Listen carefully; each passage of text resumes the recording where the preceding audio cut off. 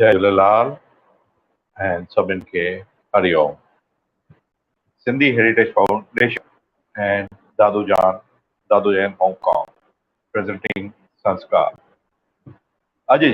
Today our subject is obesity. हुननि जे मथां इहो जो सॼो स्पेशल एपिसोड आहे कि हुननि जे लाइ असां छा था करे सघूं ऐं कीअं असांखे प्रिवेंटेशन करणी आहे. सर्जिकल ऐं नॉन सर्जिकल ॿिन्हिनि नमूननि सां हुननि जे उपाय जे बारे में असां ॻाल्हाईंदासीं. अॼु today our guests are Dr. Neha Shah. Before I invite her, I invite Dada Shri Dayalan Harjani ji to welcome her, and also I invite Hariom.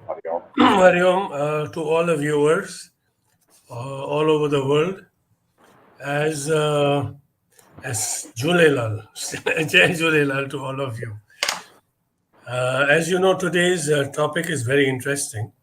It's titled Obesity and Diabetes with Surgical and Non-Surgical Solutions. So it's going to be a very interesting show, I hope. And I'm very confident that Dr. Neha Prashant, will be able to guide us and answer all our questions. A brief introduction to her. She's a director and chief consultant of bariatric surgery, and she's a metabolic surgeon at the Swasthya Gastro and Weight Loss Center in Chennai. In addition, she's a managing director of Namar Heart Hospital, Chennai. She's also a managing director and teaching faculty at the Minimal Invasive Surgery Training Institute since the last 8 years. She's a director of Trivik Life Sciences for Advanced Laparoscopy and Bariatric Surgery at the Ethicon Institute of Chennai.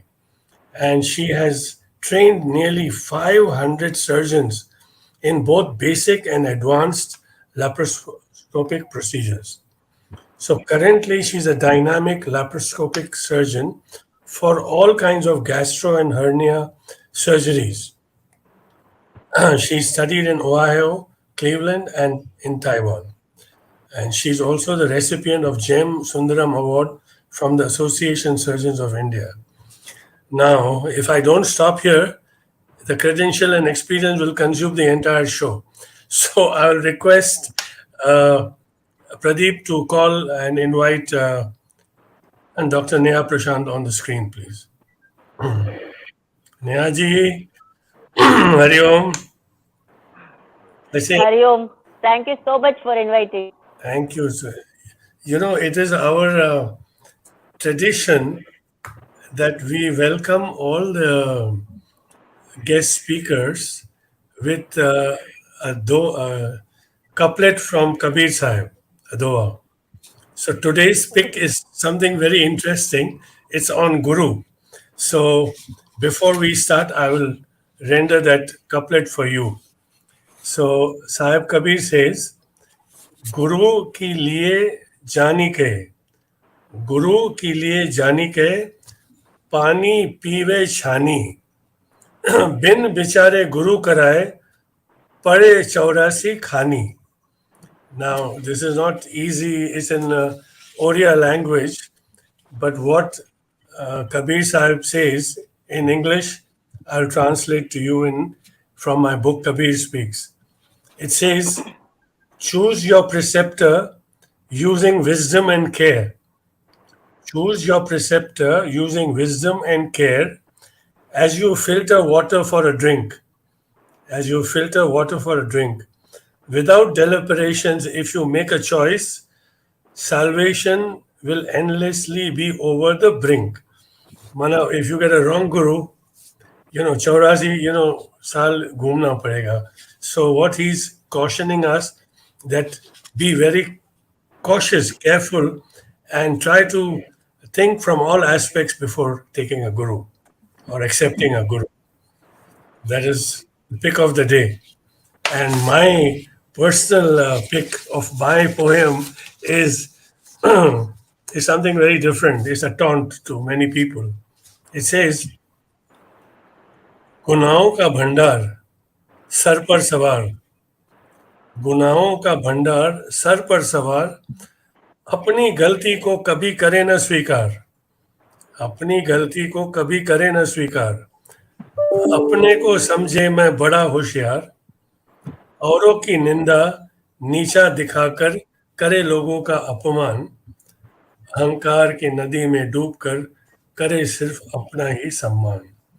So we have to be, what I'm trying to say is that we are not always right, and we are, Very true. Very true. we need corrections also. So today I'm going to introduce you to our panel speakers who will be asking you questions. And can I ask Pradeep to bring them on the screen, and I'll introduce both the panel speakers to both of you. Now we have first Urvashi Thakur, lovely lady. She's a mother of 2 daughters. She has been connected with the Chinmaya mission for the last 15 years and conducting weekly classes since 2008. And she's a proponent of Sanatan Dharma, which I love that, and advocates its philosophy to all the younger generation to live a dharmic life. So that's Urvashi. So before I give you the first question, let me introduce Trilok. Trilok Daulani is from Philippines. He's a Indian origin businessman residing in Manila and now in a beautiful place called Tagaytay. He is the author of a new book called Divine Sixth Element. And his message in this book is that when God does not discriminate when sending his gifts like sunshine, moonlight, air, and rain, then how can any religion claim monopoly on God? So every living creature has a universal divine sixth element called the soul. So this should be enough to promote tolerance among religion, and which can lead to world peace. The whole world is one human family. Religion should unite and never divide. Tolerance is among religion is equal to world peace. This is his message to everyone. So without further ado, Urvashi, can you go ahead with the first question, please? Yes, thank you so much for having me on the show, Bhavdayal and Narayanji. I'm very happy to make your acquaintance, Nehaji. So the first question is that obesity has become a pandemic, global actually, all over the world. We're seeing such a rise in obesity. What could be the reason for that? Yeah, so first of all, thank you so much for having me on this show. And I really feel blessed with all of you here, with so much of written books and so much of work in this thing. So I'll come to your question. Basically, what happens is, yes, as you told, obesity is a pandemic now. There are multiple reasons for this to be a pandemic. See, if you see our previous era, you just look at our probably our grandparents, okay, or our great grandparents. They had a lot of physical work. They had there was no automation that time, and the whole day they were basically, everybody was farmers. They used to work in the farms the whole day. Even people who were housewives, they had a lot of work in the house. Like there were no mixer grinders, and there were no automatic washing machines. And nowadays, even the robotic the sweeping this thing is available. So lot of automation has come, which has reduced our physical activity almost to nil, I would say. And this is one major factor, that physical activity is completely gone.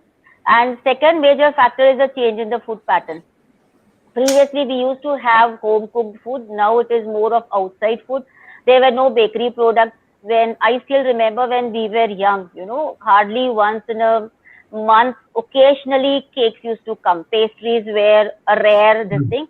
And now it is not like that. So much of bakery products, and that also people have on a daily basis, like especially biscuits and cakes and pastries. A lot of junk food have come, probably because of the marketing or whatever we call it as media. Junk food in the sense it's more of noodles and pastas and pizzas. Everything is made up of maida. It is a, it's more simpler form of carbohydrate which will spike your blood sugar so much. So mainly it is a change in the food pattern completely. I won't say food habit. I'm telling a change in the food pattern over the generation, and completely loss of physical activity. There is absolutely no physical activity. So these two I feel are a major things that play a role in making obesity a pandemic. Plus also a change in the lifestyle. We have become more our lifestyle, like people who are working, for them, like if I see my own schedule, I don't want to give somebody else example. If I see my day starts at morning 6 o'clock, but then I am busy, I have a cook, but then I take care of my kitchen, and then the whole day either I'm sitting to see my patients or I'm standing for the surgeries. So it is only a standing and sitting at the end of the day. If I don't exercise, then for me also it will be the same problem. So what happens, we do so much of mental work. So at the end of the day, we are really tired after the mental work. So we really have to push ourselves a little extra to do that extra physical activity. So these are the major problems nowadays, and that's the reason obesity is a pandemic now.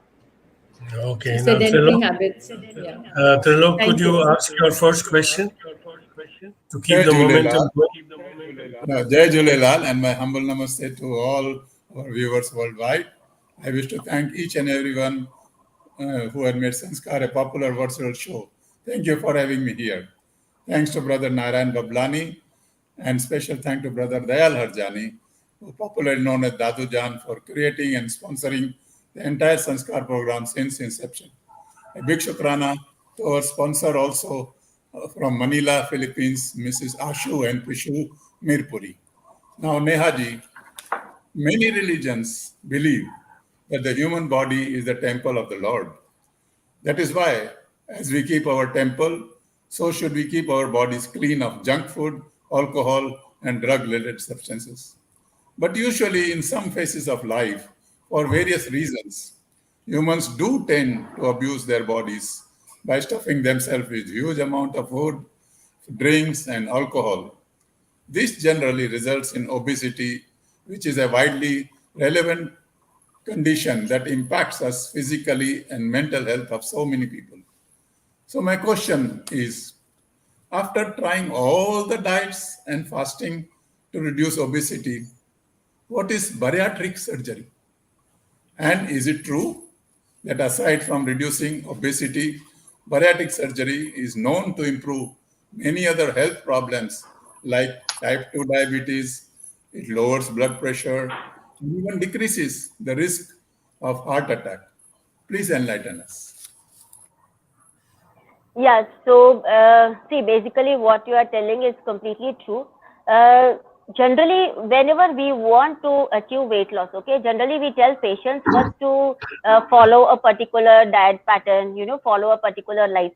They have to start doing exercises, and in spite of them, if not able to lose their weight, then yes, bariatric surgery is a very good option. So bariatric surgery, ideally you should take it as a last resort when everything else has failed. Okay, so now I will just grossly explain what is bariatric surgery, then you will understand what are the benefits. There are different forms of bariatric surgery. Bariatric surgery are done through laparoscopy, and basically bariatric surgeries are weight loss surgeries. Okay, so they are done through laparoscopy, as well as now the recent ones we do through endoscopic approach also. Okay, so I will separate it into two categories. One is the endoscopic approach, where through endoscopy, what we do is, see, God has given us inside, when you eat from the mouth, it goes to the food pipe and it goes into a stomach. Stomach is like a bag. Okay, so basically food goes into the bag. Now what happens when we want somebody to lose weight? What we do is, this is the size of the bag. We make the size of the bag small. So we reduce, suppose the size of the bag is 100%. We make it 25%. So 75% we reduce the size of the bag. So when we reduce the size of the bag, it is called a restrictive procedure. It means that automatically patients will be able to eat a small quantity of food They will be happy with that particular food because the part of the stomach that we remove is responsible for, secreting certain hormones that are responsible for the food craving and the appetite. So with a small quantity of food, patients will be satisfied with that food. So this is how they generally reduce weight. Now, there are different varieties of procedures. So through endoscopy, what we do is we cannot staple through endoscopy. So we suture the stomach from inside and we make it small. When we do through, this is called endoscopic sleeve gastroplasty. Then what we do through laparoscopy. Through laparoscopy, we staple the stomach and we make it small. So it is called a laparoscopic sleeve gastrectomy. And the other procedure is called a Roux-en-Y gastric bypass. Gastric bypass is especially chosen for people who have obesity as well as diabetes. People who are diabetic for more than 5 years. For them, when we do a bypass, what we do is we make the stomach small. At the same time, we connect one part of the intestine directly to the stomach. So what happens, the food goes into that small pouch and then it directly goes into the other part of the intestine, which will produce more insulin-like substances. That's the reason their glucose control is better. They become non-diabetic. See, obesity is a mother of all the diseases. Everything is because of obesity. If you see the incidence of diabetes, 90% is the incidence of diabetes in obese people. If you lose 10% of your body weight by whatever means, okay, your HbA1c will drop by 1 gram. That is a very significant thing. Suppose your HbA1c is at 7. If you lose 10%, your weight is suppose 80 kgs. If you lose 10%, it means if you lose 8 kg of your weight, with whatever means, okay, you can be on a diet, you can be on exercise, or a bariatric surgery, or an endoscopic procedure, whatever procedure. Even if you lose 10%, your HbA1c will become 6. Okay, that much is the effect of weight loss with diabetes. So definitely, after bariatric surgery, they will be losing up to 40% of their weight. If you see the excess body weight, like suppose somebody is 100 kg and ideally their weight should be 60 kg. So what is the excess body weight? Excess body is 40 kg is the excess body weight, right? From 100 kg, he should be ideally 60 kg. So 40 kg is the excess body weight. With bariatric surgery and metabolic surgeries, you can lose up to 80% of your excess body weight. So if 40 kg is your excess body weight, definitely 80% means 32 kg you will be able to lose with bariatric surgery. So that is true that yes, bariatric surgery definitely works wonders. And nowadays, we often see people like today, I met a young boy, 20-year-old boy. We are nowadays seeing so much of, obesity in young adults. 20-year-old boy who is 180 kgs. Okay, this is the amount of obesity we are seeing. So when it is 180 kgs for a 20-year-old, yes, there are specific, definitely there are indications for bariatric surgery and that will change their life. Dr. Neha, can I interrupt? Can everybody hear your sound?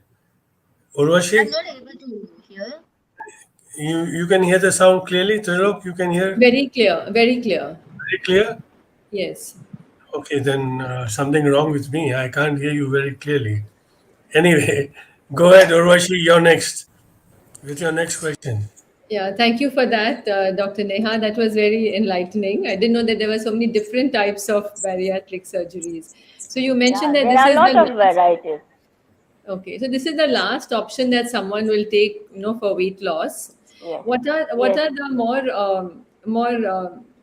the the less extreme? Yeah. So now I will just tell you. I am audible to you people? Yes. I'm audible? Yes. Yeah, Very because much. in between I think I left this thing. See, I will tell you the complete this thing, like what all options are available for weight loss. Like Yes. we get people who want to lose 5 kgs, we get people who want to lose 50 kgs, and we get people who want to lose 100 kgs also. Okay. So now whenever it is from 5 up to 20 kgs of weight loss, okay, first of all, food is something that is very important. Unless you change your food habits, you will not be able to lose weight. That is very, very clear. Even if you, like, what changes you need to do? Okay, you need to stop the carbs first of all. Carbs in the sense, it is not only sugar. I ask people that you stop carbs and get into more protein-rich food. They feel that, oh, I should just be stopping sugars, chocolates, ice creams. No, it's not only that. Even the simple form of carbs, you need to stop. Okay, like simple form of carbs means white rice, fruits. Okay, I'm not asking completely to stop the fruits, but yes, certain fruits have quite high glycemic index, like chiku. It's a very high glycemic index. Even mangoes, the sweet mangoes. Okay, so you need to eat that in restriction, and you should replace it with a more protein-rich food. I'll talk about vegetarians, what we can have more protein-rich, like for breakfast, you can have more of sprouts. Sprouts is a very good option for breakfast. Occasionally, you can have oats. And I'm not against the traditional poha and upma, but yes, if you're going to have more protein-rich food, it is going to help you for weight loss. You can have moong dal chilla. You can have, multiple grains. You can mix pulses. You can mix, and you can just make a dosa out of that. So there are a lot of options for us vegetarians, especially for breakfast. As far as the lunch is concerned, see, ideally we need only 2 meals in a day. We do not need so much of food that we are eating. I see people now taking 4 meals. That is not at all required. 4 meals, like everybody, like morning, whatever their breakfast is almost like a meal.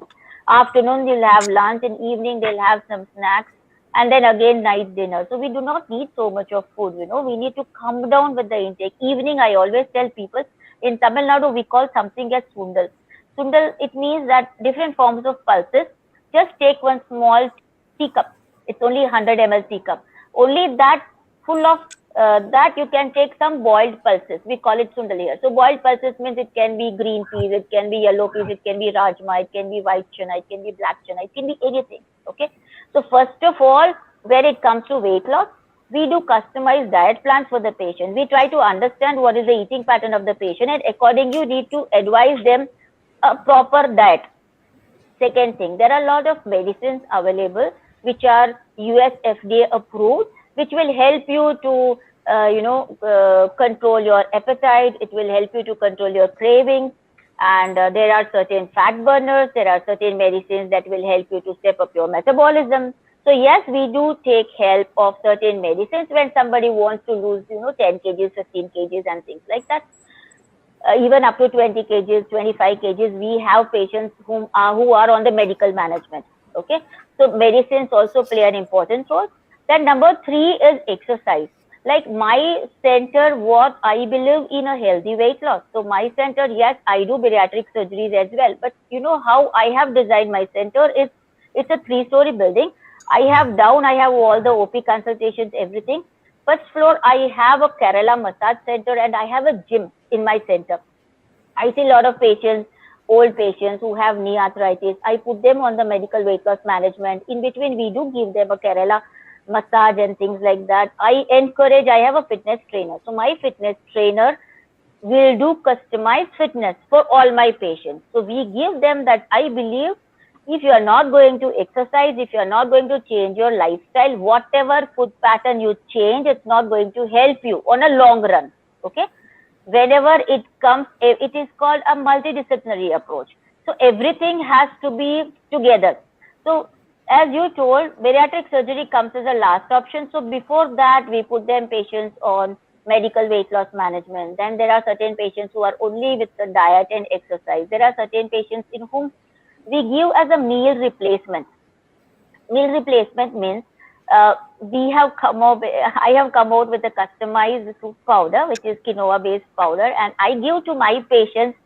They need to take that as a breakfast option.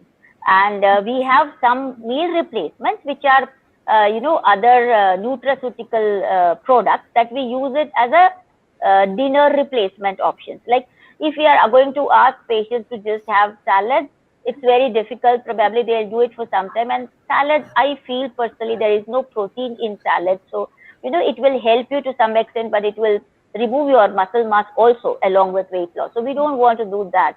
So we generally give them a, protein-rich meal replacement, which is good in protein.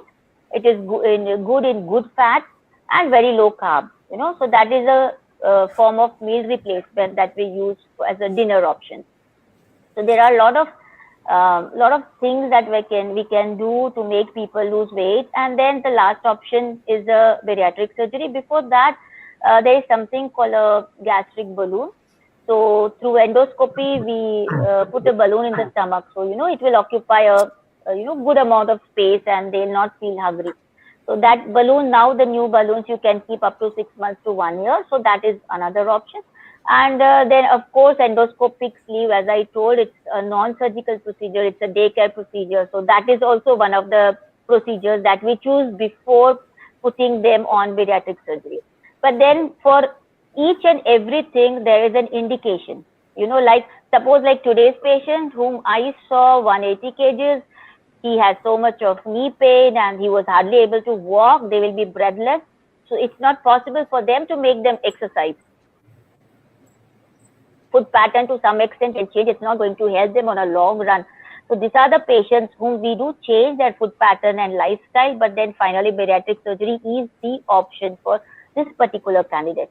But if you are going to see a patient who is 80 kgs, who wants to lose up to 10, 15 kgs, these are not the candidates for bariatric surgery. Even if the patient wants, I'll be telling, come on, you try my diet and some cocktail, whatever I'm giving you, and then you see how it works. So there are a lot of patients whom we reject bariatric surgery also.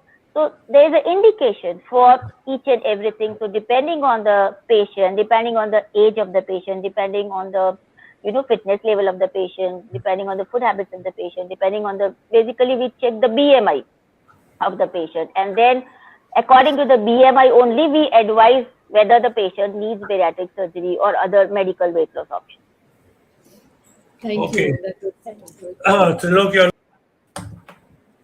As an added question for the knowledge of our viewers, please tell us what are the new advances and invasive weight loss procedures? Yeah, so the new advances is what I told about the endoscopic approach. So that is a newer approach, and we are the only one in Chennai doing that endoscopic approach. So that we started just a year back. And there are other different, there is one more medicine that has been launched recently. Okay, that is a new drug that has been launched, which we have started using. It's only available for last 6 months, and that is something that is really showing amazing results in terms of weight loss. Like it really gives patient a good satiety and their appetite comes down and their craving comes down. So that is also something new that is available in the market. And bariatric surgery keeps on innovating. So we keep on, designing new different kinds of procedures depending on the patient comorbidity. So that anyway, bariatric surgery is a long thing, but the most common forms of surgery that we are doing is, as I explained, one is the laparoscopic sleeve gastrectomy, and the other one is the Roux-en-Y gastric bypass. Great. Urvashi, next. Yes. Last question. So now the question is that once the patient has lost weight, okay, and he's come to a regular normal weight, how would you advise him to maintain that weight and not to go back into an obese situation? Very good question. I appreciate you for asking this, okay? Because I'm telling everybody, okay? If you are not going to change your lifestyle, and if you're not going to change your food habits, and if you're not going to exercise, any form of surgery will fail. Anything you do it will fail. After 5 years, 7 years, you will come back with weight regain. Okay, so this we are seeing. Now I am in this field for 20 years. So I am seeing patients whom we have done 10 years back. If they are not in a proper follow-up, see what happens, that's why we counsel the patients before surgery, and I give them 1 year of post-surgical support in terms of changing their lifestyle with exercises. I introduce different form of exercises to them according to their body types. Okay, so this is something that is very important. It is not only surgery.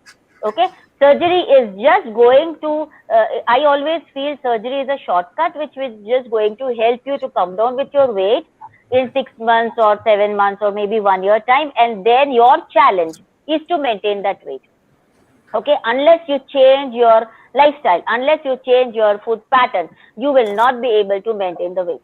I am seeing so many people, they feel that okay, just do the bariatric surgery and then they are lost. They never come for review, and all of a sudden when we see them after 7 years, 8 years, we see that they have, suppose from 100 kg they come down to 60 kg, but then because they have not changed their lifestyle, because they have not changed their food pattern, still they are foodies. See what happens, even though you make the stomach small, but if you keep on eating, okay, then what will happen? Yeah, come on, one full plate of biryani, I have seen people eating over 4 hours. Over 4 hours. They'll keep on eating slowly, it will go inside. After some time, again they'll come around, again they'll eat.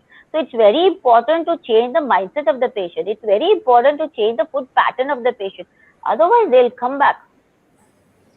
So either way, they have to change the pattern, even before the surgery They or even have to after. change. They have to change. Otherwise, it's not going to help.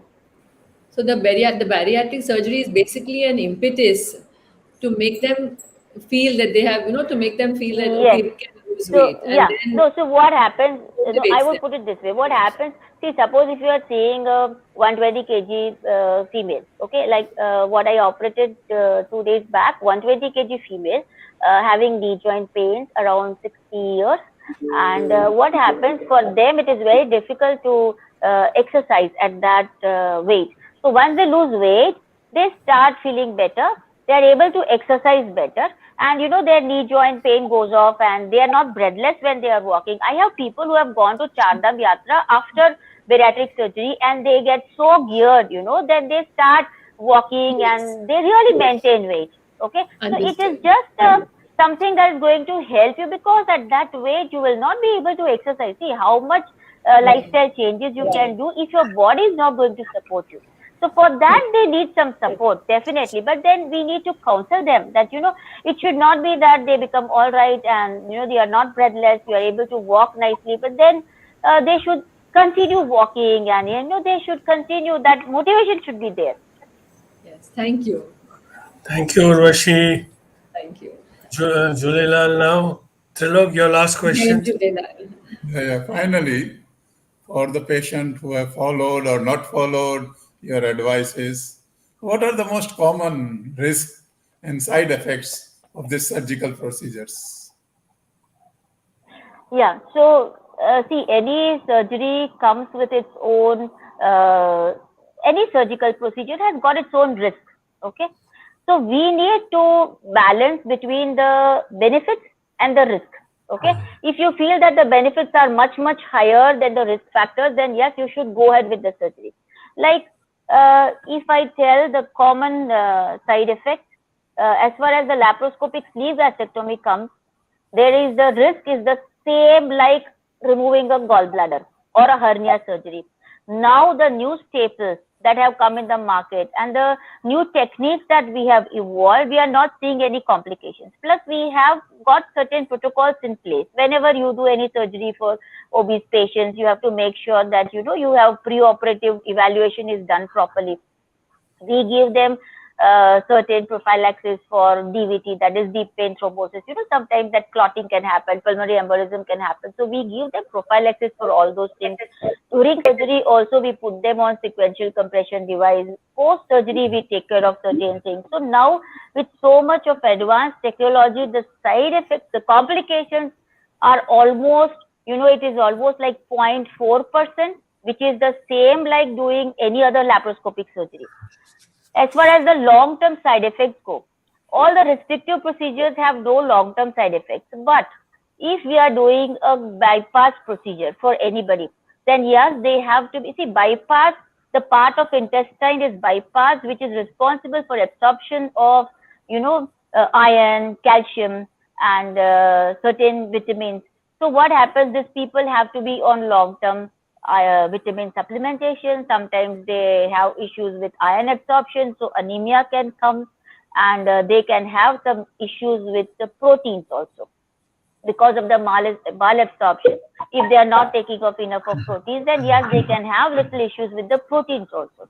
So these are the small side effects that we have to understand. Like, it is okay to take a multivitamin, rather be on insulin for a long time with an uncontrolled diabetes.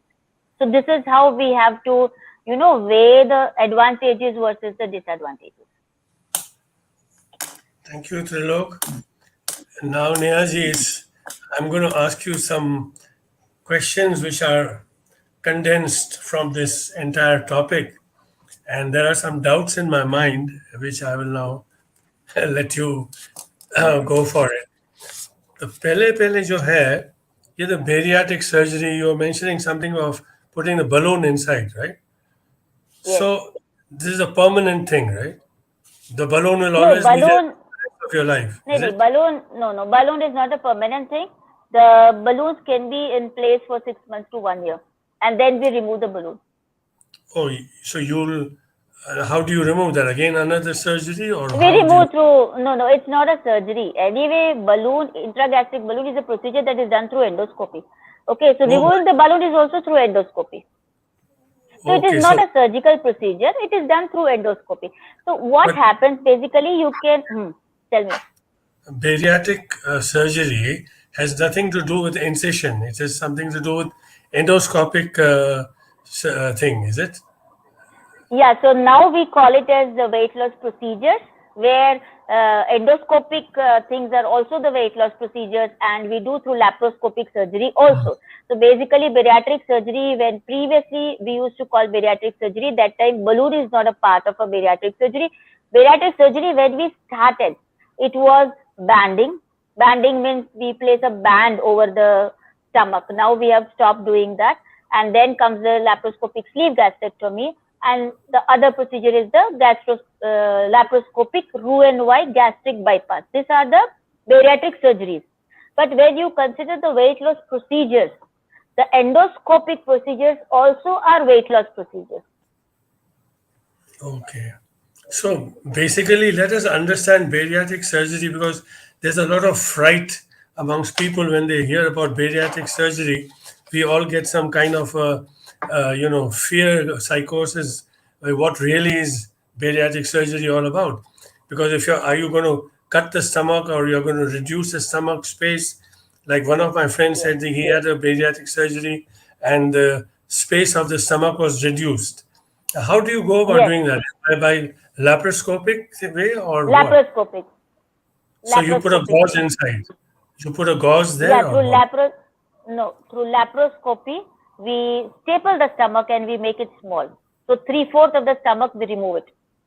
So then that is a permanent equation then. Once it becomes small. That's a permanent thing, yes. Yes. So there's no reversal factor that you can go back to your original stomach. No, Never. There is no reversal. And as such, there is no reversal required as such for this, because, unless you come down with the capacity of your stomach, you are not going to lose weight. Okay. So your focus is basically on obesity, and you're focusing, but how does it link with diabetes? Yeah. So, So now I will tell you, as far as the diabetes goes, you consider whenever you lose weight, sir, by whatever means, okay? Whether you lose weight, I am here talking about, there are two things in diabetes. One is a control of diabetes and one is a cure of diabetes, okay? So now first I will tell about the control of diabetes. If you are obese and if you have diabetes, if you lose 10% of your body weight, your HbA1c will drop by 1 gram at least, okay, 1%. So what happens is, as you lose weight, your diabetes will be much, much, much under control. This is one thing. Second thing is a cure of diabetes, okay. Now, cure of diabetes, as I told, Roux-en-Y gastric bypass is the procedure, that is the procedure for diabetes and obesity. When we do that particular procedure, what happens is the stomach volume becomes small, so you will be eating small quantity, plus your intestine is directly joined to the stomach. One part of the intestine we cut and we join directly. So when the food goes through that particular part of intestine, you have more insulin-like substances that get secreted. So your automatically sugars will be under control and you will become a non-diabetic. Now, even this, we have to assess the patient. So it is a very complex procedure. It is not that we can challenge that anybody can become non-diabetic. Okay. So first we have to see the pancreatic reserve of the patient. It is not that any procedure is going to help you just like that. You have to see the pancreatic reserve. If your pancreatic reserve is very poor, then you may not be helped so much with the Roux-en-Y gastric bypass. If your pancreatic reserve is very good, then yes, it will help, it will work as a wonderful procedure and you will become a non-diabetic. So there are a lot of things. It is a much more complex issue. It's not a simple mathematics that, okay, 1 + 1 is 2. In this, there are a lot of things that you have to see in a patient. You have to assess a lot of things and then only you can, ask for a particular procedure. Plus, you were telling that when it comes to bariatric surgery, people are always scared. So I would like to give this statement that if you choose your procedure properly, if your doctor is going to advise you proper lifestyle changes and a proper food pattern, then bariatric surgery is something that is going to change your life. There is no need to worry about bariatric surgery. But whenever you go to your doctor, you should have enough knowledge that you know what doctor is advising you. You should not be doing bypass just like that when sleeve will work for you. So there are certain things. So you should listen to everything and then it should not be done without any knowledge. I see sometimes patients just like that, they have gone somewhere, they will do the bariatric surgery just like that. What procedure is chosen also they don't know. And then they come back and they tell, no doctor, I'm having this, I will be asking here what procedure was done. They have no idea about what procedure was done. So I always keep on telling people, ask your doctor what they are going to do. See, little bit, talk to people who have, or you have a family doctor, talk to people, find out whether that is the correct choice for you and understand the procedure well, then definitely there are no complications and you will really do well. There is no issue at all. There is no need to get worried about bariatric surgery. It has got wonderful results. How long does that surgery take? Just for idea. How long does it take? Averagely, yeah. 1 hour, 1.5 hours. Huh? So 1 to 1.5 hours, patient has to be in the hospital for 2 to 3 days. 2 to 3. Now, अभी आपने mention किया bypass surgery of the intestine. वो क्या है? वो थोड़ा समझाओ सबको. Bypass. First time I've heard this. नहीं, अभी मैं बताती हूँ. Bypass में भी 2 varieties है, ठीक है? एक को बोलते हैं मिनी गैस्ट्रिक बाईपास, दूसरे को बोलते हैं Roux-en-Y गैस्ट्रिक बाईपास. अभी ये जो भी हम बाईपास प्रोसीजर करते हैं, in short, that is only for people who are diabetic for at least more than 3 years, not recently diagnosed diabetics, okay? Who are at least diabetic for 3-4 years, who are on insulin or multiple medications, और जिनका pancreatic reserve अच्छा है, whose pancreatic reserve is good in the preoperative evaluation, okay? These are the candidates and who are obese, about 35 BMI. BMI matlab body mass index that you can measure checking your weight and height in meter square. So if your BMI is about 35, if you are diabetic for 3 years, 4 years on drugs or on insulin, and if your pancreatic reserve is good, then you are a good candidate for a bypass, gastric bypass. So abhi bypass माना certain portion of the intestines is bypassed. How do you figure that out? Which portion to bypass? How do you figure that out? नहीं, उसमें क्या होता है, the proximal intestine is bypassed. So हमारा उसमें we have a science in that, okay? So we see the length of the intestine and then we decide what is the total length of the intestine and then we decide कि कितना centimeter का bypass करना है, whether it is 100 centimeter, 125 centimeter, 150 centimeter, 170 centimeter. It depends. It's customized generally according to the individual. So when you say intestines, it is those the thin one, not the Small colon. intestine, not the colon, the small So intestine. you work on that, but those are also complicatedly joined. So how to? It's quite a complicated surgery then. We enjoy I doing can't imagine you that. having a lot of expertise to juggle your way through the intestines. It's quite a jugglery. We are used to doing that, yeah, that's okay. But it's quite interesting. It's a very interesting science, basically. Like, I started liking this particular weight loss portfolio because I used to see a lot of females struggling with the weight after pregnancy, and a lot of depression among females I used to see. And then I do a lot of other advanced laparoscopic procedures as weight loss is passion. And I feel like a person lose weight like for without anything. Like suppose if you are telling that no, I have a patient, like there are so many female patients who come to me like they're scared, they don't want bariatric surgery, but then we make them lose weight with medical management also, changing the lifestyle and putting on them certain medications and doing certain things. We make them lose weight and you feel so good. So let me recap. So after a bariatric surgery, according to your experience, what is the success ratio of reducing the diabetes and the weight, and in how much time? Like suppose somebody comes to you with 35 BMI.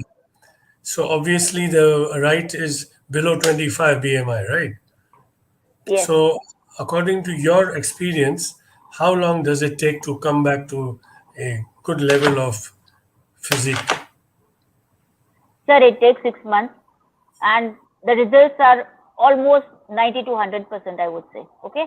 Everybody after bariatric surgery, definitely if it is chosen properly, there are a lot of ifs and buts in that, but if it is chosen properly according to their body type and requirement after a proper assessment, then yes, you will see 100% results. You will definitely lose weight and you will lose your diabetes as well. Right, sir. Now, the other thing that many people suffer from chronic constipation. So, do you have any answer to this kind of situation? Does your experience? Yes, I fear chronic constipation is only because of lack of physical activity and lack of fiber intake in the diet. If you are going to have more of fruits and vegetables and more of water, and if you are going to do physical activity for at least 45 minutes daily, your chronic constipation will be much better. You will not have, I see a lot of youngsters now with constipation because they have no physical activity. If you are not going to do any physical activity, then yes, you will end up in constipation. Especially if it is senior people with constipation, then there are different reasons for that. If they are diabetics, they will have little slow down colonic movements. So that is a different category.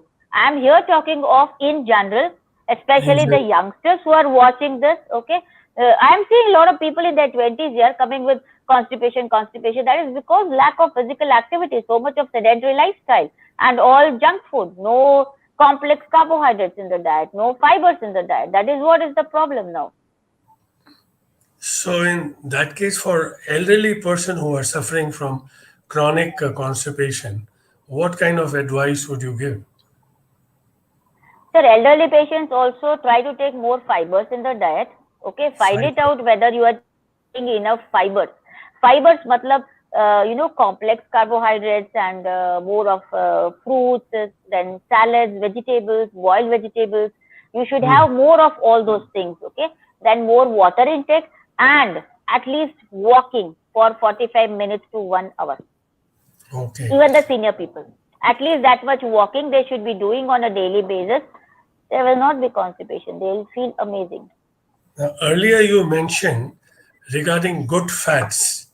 So, can you tell the viewers what is the difference between saturated and unsaturated fats, and how to focus on your fat diet, and what to eat in simple words? So, in simple words, I'll tell there is something called good fat and there is something called bad fat. Okay. Correct. Good fat means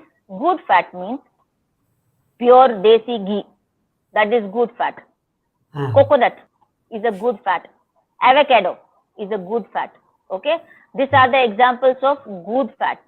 When you go for bad fat means all the trans fats that are present in bakery products. Okay. Then dalda, vegetable ghee, all these are bad fats. Okay. So if you are going to avoid your bakery products, and why I'm so much stressing on the bakery products is, believe me, there is each and every bakery product has so much of trans fats. Okay. Trans fats are something that are responsible for giving all the damage in the body. There you should know the difference between bad fat and good fat. Okay. If you are eating good fat, see, people doesn't know the difference, so they avoid fat in general. But occasionally they'll be taking the bakery products and breads and pizzas, and they will not be able to understand. But pure desi ghee they will not have. Here I'm talking of pure ghee, means the ghee that is that is made in the natural way. Like I make ghee in the house, but hardly outside ghee I use. But yes, if you're going to have your pure ghee, then yes, it is a good fat. Coconut is a good fat. Avocado is a good fat. So you should know the difference between, see, oils. I will just give one small example of oils. Now we all use cooking oil, right, in the house. Now how to make out what oil to be used in the house? Like what oil you people are using? Sunflower, I think, mostly, or olive oil. Right. Mostly, yeah. Right. Now I would suggest, see, how you should be using oils. Okay. You should not use refined oils. You should use cold pressed oil. Okay. Now cold pressed oils means groundnut oil, cold pressed, Yeah. which is not refined. Okay. There is nothing used in extracting the oil from the seeds. So if you are going to use cold pressed oils, they are more healthier than the refined oils. Now groundnut is a cold pressed oil. Then gingerly oil means you make it from the sesame seed. Okay, so that is extracted with natural ways. It's a good oil. It's a cold press. If you are going to use gingerly oil, it is good. Then coconut oil. Okay, if it is cold pressed, not the refined one, then it's a good oil. You should keep on alternating your oils. Okay, you should not be using the same oil all the time, because different oils have got different nutritional values. Okay, so you can keep on using different kind of oils in different circumstances. Olive oil, generally we use it for dressings, because salad dressing. Because if you're going to do cooking with olive oil, it's not going to be a good option. See, olive oil people are using in the West because they use mainly as a sprays of olive oil, and they use mainly for the dressing, salad dressings. Our cooking is a different form of cooking, Indian cooking I'm talking of, okay, where we have tadka for everything. So either you can use a pure ghee for tadka, or you can use non-refined oils, which are cold pressed oils. Okay, so these are the small differences that I feel, everybody, they do small changes in their eating pattern in their house itself. Refined oils are the sunflower oils, all those things are refined oils. So we can always go through. I'm not able to see that. Yeah. So what I want to ask, Trilok, is okay, you can keep it down. Trilok, it's okay. So these are the basic differences, good fats and bad fats. Now the other thing, you mentioned about trans fat. So what's the difference between unsaturated and trans fat? Can you hear me? Just tell me again. Sorry, sir. No. The difference Tell me between again. trans fat and unsaturated fat. Yes. What is the difference? Trans fats are fats that will give you more injury to your organs. Okay, and they are responsible for.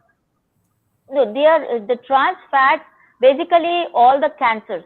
Okay, whatever cancers are happening, that is all because of small kind of injury, small kind of chemical changes in the body. Okay, so to that extent, trans fats are bad. trans fats can give rise to cancer also.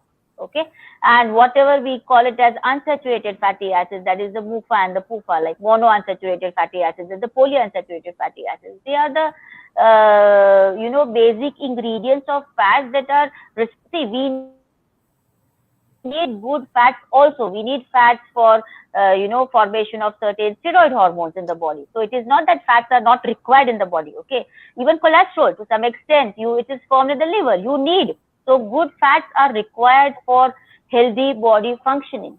I see. So, today I heard somebody was telling me that in restaurants, they recycle the oil. Suppose they make it, they use, say, sunflower oil for making noodles or something. Then they take the same oil and they use it for something else, and they next day also. So, don't you think this is very unnatural or unhygienic? Recycling the oil for cooking? This is very, very unhygienic. You should never recycle the oil, because when you keep on heating the oil again and again, certain chemicals are formed at high temperature, which are again toxic to the body, which can lead to certain forms of cancer. So this is something that should not be done. That's the reason we keep on telling people, try to avoid outside food and have more home cooked food. So, moral of the story is that we should avoid restaurant food. The restaurants will not enjoy listening to this program. But are there any restaurants who do not recycle the oil? You think there could be, or you think ballpark everybody does There this? will be. Is it? No, I think there will be certain restaurants who will not be using and another, in this, I don't think we can comment anything at this point of time, because we don't know. But I'm sure there will be certain restaurants who will not be using the, cooked oil again and again. Okay, before I ask my last question, our Narayan wants to ask some question. Narayan, please, what is your question? I know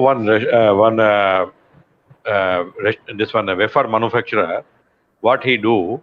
First, he make the wafers, aloo wafers from the oil, and then he's selling same oil at the less price to vada pav vendors. I seen personally. So, and vada pav vendor making vadas from that oil. So that is tasty actually. So it is harmful for body or what? Because Sir, first it is he is really using in the harmful wafers. for the body. No, I will tell you one small this thing, sir. It is really harmful for the body. Now you see the amount of cancer today. Anyway, it was obesity, so even obesity leads to cancers. Okay, certain cancers. So if you see the amount of cancers have increased all over the world, Previously, even now, the amount of patients that I am seeing with malignancies, previously we used to see in 60 plus and 70 plus. Now I am seeing in 30 plus or 20 plus also. So why so much of cancers are on an increase? Anybody thought about that? It is all because of the food and the environment. And see, certain things you cannot do anything, like the place where you are settled. If there is some pollution in the air, to certain extent, it is not in your hands. But food is definitely in your hands. Right, food is definitely in our hands. So this is all things that public has to start thinking about this. That's why we keep on telling people. I always tell, there is nothing wrong in eating a fried food, sir. You eat it in the house. I believe I make everything in the house. If anybody wants to eat, we call bhajia in Gujarati, bhajis or bonda or vada, whatever, you eat it you make it in the house and you eat, because you know what oil you are using to fry that, and you are not going to reuse that oil. I don't even give that reused oil to my cook also.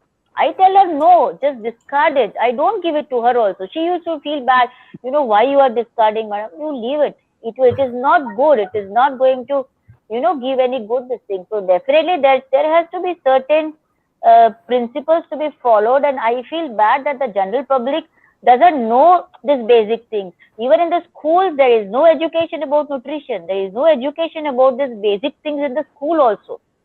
Nutrition is something that is, that is not there in the chapters at all. Everything else is there. We study so much of human body, but then who talks about nutrition? Nutrition is something that is so important. We have taken things for granted that, oh, everybody knows what is a balanced diet. Why nobody knows what is a balanced diet? So in that case, what oil would you recommend? Do you have any priority of oil in your regimen? And which cooking oil is the best, according to you? Sir, no, sir. I would tell this way: the best cooking oil is any oil which is cold pressed. Like I gave example of a groundnut oil, which is cold pressed. Then gingerly oil, cold pressed. Coconut oil, cold pressed. And you should keep on changing your oils. Like in a week, 2 days, you are making certain recipes with groundnut oil. Then make certain recipes with gingerly oil. Certain recipes with mustard oil. Certain recipes with coconut oil. Certain recipes with ghee. Okay, so you need to keep on changing the oil, not the same oil every time. तो इतना oil रखना पड़ेगा घर पे kitchen में, different oils. Yes, sir. Yes. But there is too much red difference. If refined oil I am getting 200 rupees liter, the cold press oil I am getting same in 500 rupees liter. Wow. Yeah. Yeah, that I agree. There is a difference in the cost, but then see, we are not. How much oil do you consume in a month? You know, we are not maximum 3-4 liter. Yeah, so it's not. If you overall see, if you stop eating outside food, then it is worth it. You know, people keep on crying for the cost of the oil, but then they don't stop eating outside. You stop eating outside, na? You use good oil and do it in the house. You know, we are willing to pay whatever price outside is there for the food. So I think if you are going to use the best of ingredients in the house, then that is worth it. It is worth for the body. In my building, there is cold press oil on the ground floor. So he is making oil in front of us only. That is good. That's how I buy. That's what I buy. Yeah, okay. I buy from one vendor. Basically, that vendor is in front of my clinic, so it's easy for me. So I just said, in front of us, he will, you know, do the thing and he will give. So that is what we know, that it's a pure form of thing and it's not going to injure you. Interesting. Okay, my last question, Nehaji. What about this liposuction? What is this all about? So liposuction is more of a... So liposuction is not a bariatric procedure. Liposuction is not for weight loss. Liposuction is a cosmetic procedure. Liposuction is for somebody who has, you know, fat in one particular area and who wants to make it flat. Like suppose abdomen alone fat is there, you want to make the abdomen flat. So liposuction is for those particular patients. Bariatric surgery is for patients who want to overall lose weight. Okay, liposuction is a cosmetic procedure which is only for particular segments where you just want to make that flat. Liposuction is something that is done externally. Externally, the abdomen looks flat, but then internal fat is still there. Bariatric surgery is going to lose your internal fat also. So which is more popular? I mean, which people are you? What do you recommend? Sir, like liposuction? No, both have got its own indications. If somebody comes to me for weight loss, I recommend them particularly, like whether it's a medical weight loss management or a surgical weight loss management. But I often see people from the film industry who are not heavy, but they just want a liposuction either in the arms or the abdomen or thighs, buttocks. So for them, it's a different group of patients. It is not a weight loss procedure. It's only for people who are already thin. But there will be some people who will be like, no, yaar, whatever I do, no, stomach is not going in. The abdomen is still bulky, you know. So for patients like that, you go ahead with a liposuction. There is something called tummy tuck also. So we do tummy tuck also. Like I have a cosmetic surgeon in my team. So our lot of work is liposuction and tummy tucks also. But before tummy tuck is for... Before you go for these are invasive surgeries, right? These are invasive. So if suppose a guy comes to you whose BMI is 35, would you advise him to first go on a nutrition diet or something to that effect before you would conduct a surgery, or you would say, okay, never mind, chalega? What Sir, do you, first itself I told 35 BMI is not an indication for bariatric surgery. Okay? 35 BMI, first of all, if he wants to lose weight, we have a lot of medical weight loss things which we can give him and make him lose weight. So 35 BMI, sir, I have patients 40, 45 BMI also whom I put in the medical weight loss program. So it depends on what the patient wants. And there are certain patients that suppose somebody is coming with 35 BMI but telling that no, I'm okay with my weight, but I just want to make my abdomen flat and I want liposuction for that. But I feel my weight is okay. There are patients that type of mindset also. While there are certain patients who will be like, no, my weight is I'm 35 BMI. Please do something, make me lose 10, 15 kgs. I want to come down to 25 BMI. Okay, so there are different group of patients. It all depends on what the patient's perception is, and then we advise accordingly. so that means when you say liposuction or liposuction, so you are taking out the fat from the tummy, is it? Yeah, yes. Anyway, suppose if somebody, I'm just giving a small example, okay?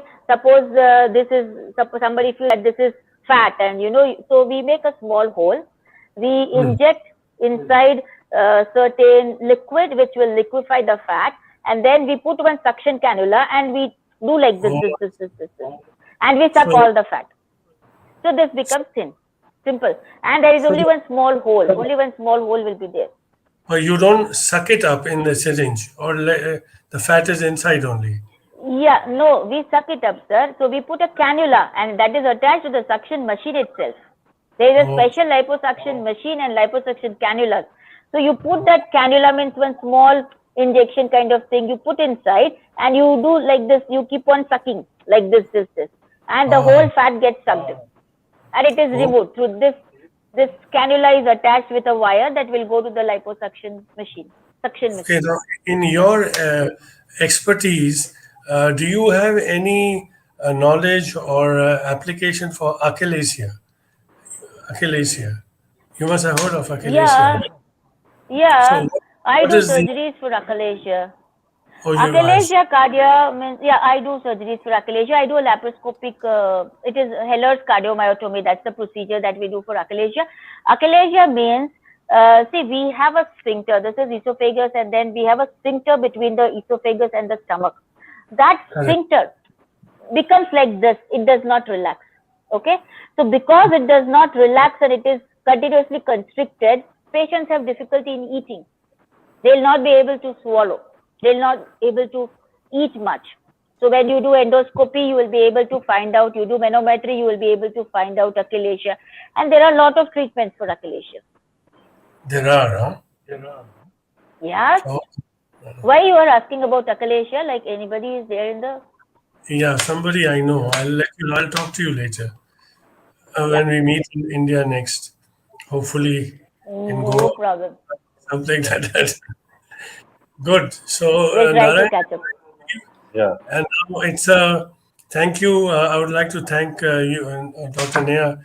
Really, it was a very interesting program, and I think everybody has learned quite a lot today. Urvashi, don't you think so? Trilok? Yes, absolutely. Learned a lot.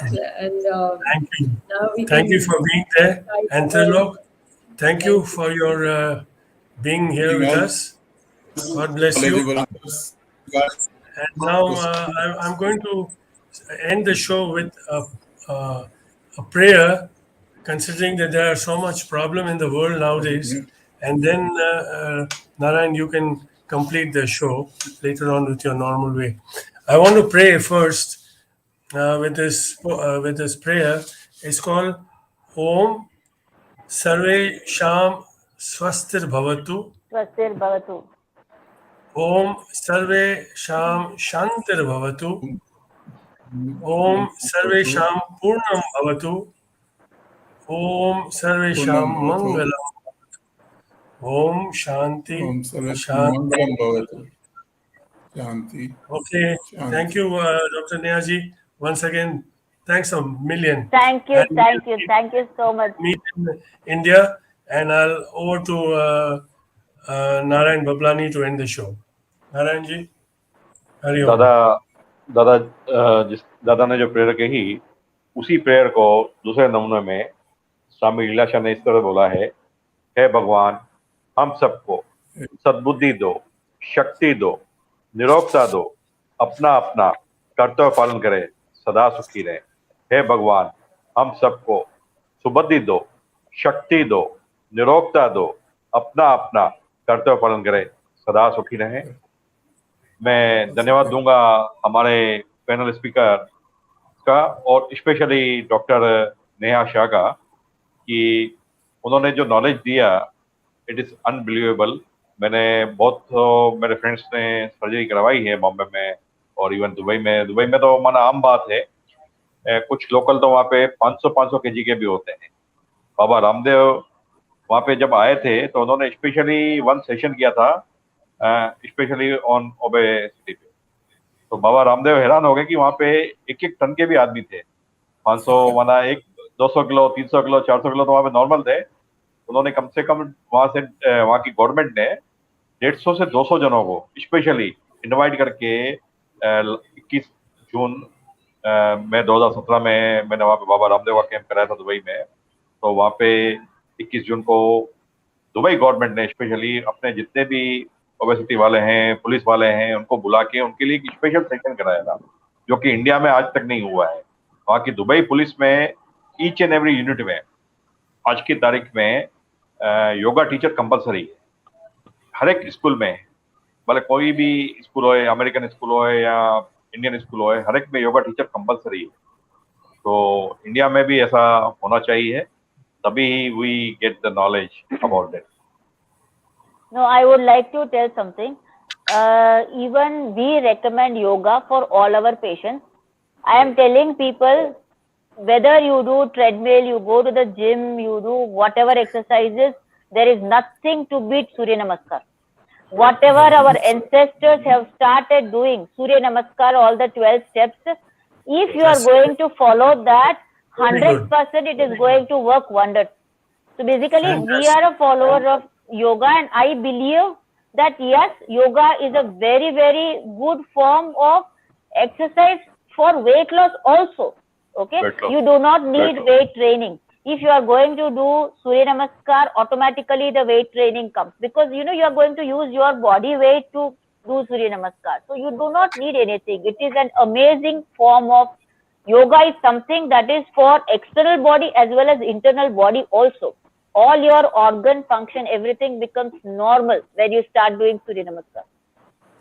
Naranji, I'm going to break protocol this time. I'm going to ask you one last question. It's too tempting. What do you think of hydrotherapy? You know that people, they wash your colon and at these spas and whatnot, they ask you to cleanse your system, right?